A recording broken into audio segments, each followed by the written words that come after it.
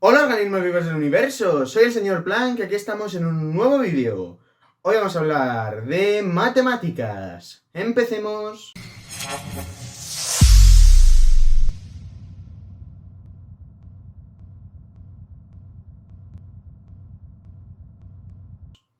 Y bien, seguimos aquí con cálculo multivariable. Hoy vamos a ver lo que son las funciones de clase CP. Bien. En vídeos anteriores vimos, y este es un hecho importante que hay que tener claro, que el hecho de que una función sea derivable, existan las derivadas parciales, no implica que sea diferenciable, ni siquiera si esas derivadas parciales son continuas, ¿vale? Es decir, hay que tener muy claro esto. Que una función sea diferenciable, ¿vale? Diferenciabilidad en un punto implica, ¿vale? Existencia de derivadas parciales en el punto y que la función es, no las derivadas parciales, que la función es continua en el punto, ¿vale? Pero al revés no ocurre. Existencia de derivadas parciales más continuidad no implica diferenciabilidad. Esto es una cosa que hay que tener muy clara, ¿vale? Cuando yo tengo una aplicación diferenciable, entonces sé que puedo aproximarla de la manera que enseñé en ese vídeo y por tanto existen las derivadas parciales y la función es continua. No voy a demostrar los teoremas, los tenéis más que demostrados. Yo voy a haceros que los entendáis, que es lo más importante. Y ahora, sin embargo, al revés, la implicación no funciona, no es un sí, solo sí. Bien, pues para solucionar esto, vamos a definir una propiedad de las funciones, ¿vale? Que nos va a solucionar a veces muchos teoremas y la vida. Que es que una función sea de clase, la que sea, de clase P, de clase CP, CN, la que sea. ¿Vale? Pues bueno. Y esta definición es muy sencilla. Una función, ¿vale? F de x1 a xn, ¿vale? Se dirá de clase CP si solo si, ¿no? O si existen las derivadas parciales, ¿vale? Bueno, de Rn, vamos a poner una función de Rn-Rm, ¿vale? ¿Qué quiere decir esto? Pues quiere decir que tengo m funciones de salida, pues entonces tiene que existir las derivadas parciales, ¿vale? Respecto a todas las variables, ¿vale? Perdón, enésima de f1 y respecto a todas las funciones, ¿vale? F emésima, ¿no? Tienen que existir las derivadas parciales respecto a todas las funciones y respecto a todas las variables, o sea, las derivadas de orden P, ¿vale? Sí, tienen que existir las derivadas hasta orden P y todas las anteriores, y todas estas funciones deben ser continuas. Ya está. Entonces, una función de clase CP, ¿vale? Y son continuas. Una función de clase CP significa que tiene P derivadas parciales respecto a cada función y respecto a cada variable, ¿vale? Tiene P derivadas parciales y todas ellas son funciones continuas. Bien, pues si esto pasa, aquí está lo clave, una función de clase CP, de hecho, una función de clase C1, es decir, que tiene derivadas parciales, ¿no? Una función de clase C1, ¿sí? Es decir, que tiene, que existen las primeras derivadas parciales y que esas funciones son continuas, una función de clase C1, si f es de clase C1, entonces f es diferenciable. ¿De acuerdo? ¿Sí? Sin embargo, este teorema, que es muy importante, no funciona al revés. Hay funciones diferenciables que no son de clase C1. O sea, hay funciones diferenciables que tienen derivadas parciales, ¿vale? Que no son continuas, ¿vale? Porque este primer teorema que he puesto yo aquí implica que sea continua f, no las derivadas, ¿vale? Entonces, hay funciones que son diferenciables, entonces existen las derivadas parciales, la función es continua, pero las derivadas parciales no son continuas. Sin embargo, si existen las derivadas parciales y las derivadas parciales son continuas, entonces sí que es diferenciable, ¿vale? Esto sería un cajón más grande, digamos, ¿sí? Pero hay funciones que son diferenciables y no son clase C1, ¿sí? Entonces, si una función, en general, es de clase CP, entonces f es diferenciable p menos una veces.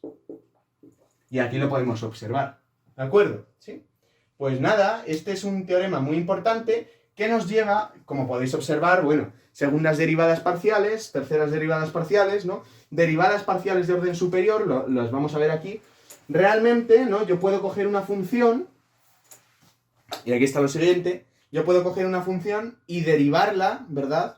Respecto a... O sea, yo puedo coger y hacer la derivada parcial respecto a x, y yo después derivarla otra vez respecto a x, o puedo derivarla respecto a y, o puedo derivarla respecto a z, o puedo hacer cualquier cosa, ¿vale? Y en este caso, esto se pone así, derivada segunda, primero respecto a x y luego respecto a y. O en el otro caso, derivada dos veces respecto a x. Vale, esta es la notación que se utiliza. Ahora, si una función es de clase C2, y esto es lo que se llama el lema de Schwarz, ¿vale?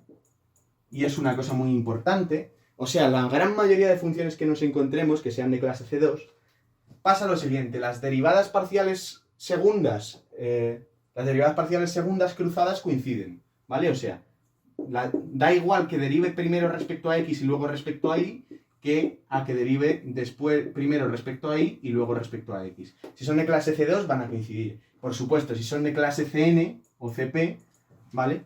Las derivadas pésimas cruzadas, en el orden en el que yo cogiera las variables que fuera, ¿vale?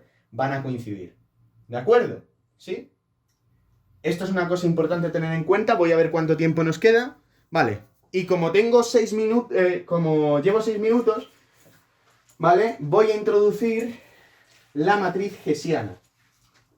¿Qué es la matriz hessiana? Pues es la matriz que contiene las segundas derivadas parciales para una función. ¡Ojo! Antes, si teníamos una función de Rn a R, ¿vale? La matriz hessiana era la matriz jacobiana era un gradiente. Pero ahora, para funciones que ya son escalares, ya es una matriz esto, ¿vale? Entonces, si yo tengo una función que va de Rn a Rm, antes teníamos una jacobiana, que eran m gradientes, ahora vamos a tener m matrices hessianas, ¿vale? Entonces, la matriz hessiana, para una variable, para una función que va a valores escalares, ¿qué es? Pues es una matriz que se denota H, que contiene todas las combinaciones posibles de derivadas segundas parciales. Y por el lema de Schwarz, como las cruzadas coinciden, va a ser simétrica, por lo que no hay que preocuparse por estas cosas. De hecho, esta matriz va a ser una forma cuadrática, ¿vale? Pero bueno, fijaos. Entonces, será, primero, derivamos en orden, ¿vale? Esto es solo para una función. Si tenemos m, pues para cada función tendríamos la hessiana para la primera función. Y meteríamos aquí las derivadas para la primera función. ¿Entendido? Bien. Si no, rebobinad el vídeo. Primero, derivo respecto a x dos veces, ¿vale? Respecto a x1 dos veces. Después, derivo primero respecto a x1, ¿vale? Y luego respecto a x2. ¿Sí? Y así hasta llegar, ¿no? Derivo hasta x1 y derivo hasta xn. ¿Vale? Bien, pues así sigo, ¿vale? Y ahora primero derivo respecto a x1, luego respecto a xn, y aquí derivo dos veces respecto a xn. Es decir, la diagonal tiene las derivadas segundas, ¿verdad?, respecto a la misma variable, como toda forma cuadrática, que es simétrica de esta manera. ¿De acuerdo? Entonces, que eso ya lo veremos más adelante. Entonces, fijámonos, ¿no?, que el hecho de que la matriz hessiana tenga esta forma, pues nos va a permitir ciertas cosas. Recordad, en las filas, ¿vale?, la primera fila implica que la primera derivada es respecto a x1 y la segunda va variando en función de la columna. Esto sería x1, x2 hasta xn, y aquí tenemos x1, x2 hasta xn, con lo cual va a ser una matriz que va a salir cuadrada, ¿no? Y que aquí vamos a tener x1, x1. ¿Vale? Pues aquí, sabiendo este orden, podemos saber dónde vamos a derivar. No os voy a explicar ahora mismo el significado de esta matriz, pero lo veremos más adelante. Nos va a servir, entre otras cosas, para calcular máximos y mínimos.